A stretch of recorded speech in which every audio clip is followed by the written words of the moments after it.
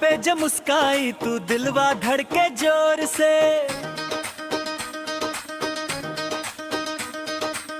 आंख के इशारे से तू छीन ली है लू होश से। साड़ी के किनारा जैसे लहराए पूरवाई, दोनों हाथ में जरी धर के नाचे मनवा साई। आगे आगे चलता पाछे पाछे अखिया, छू के निकलता बुझा दे सब बातिया। तोहरा बिना लागे ना रतिया में सुनापन, आ जाइब सब भर जाई मन के आंगन आंगन। जब तू आंख मर लू ये जान हम रह गई नी बेहोश। जब तू आंख मर लू ये जान दिलवा हो गई पागल हो।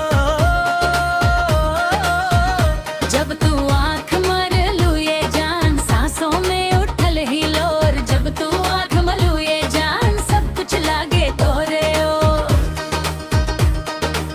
चूड़ी के छनक सुन के मुड़ी के देखेला मन, तोहरा नाम में धड़कत बाटे रग रग में अपनापन।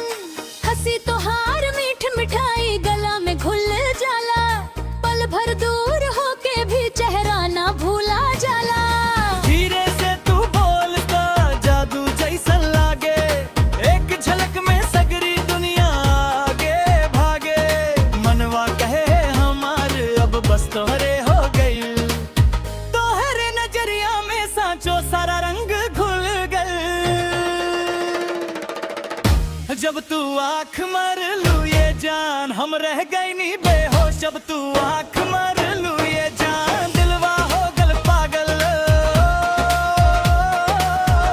जब तू आंख मर लू ये जान सांसों में उठल हिलोर। जब तू आंख मलू ये जान सब कुछ लागे तोहरे ओ।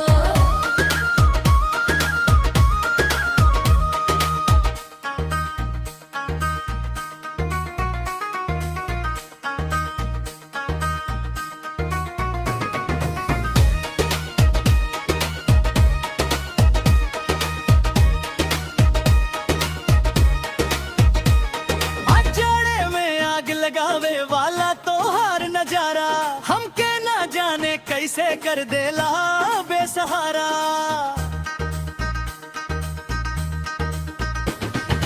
नाम तोहार लेके जिए मनवा अब सीखत बा, एक नजर में जीत ले होई दिलवा झुकत बा।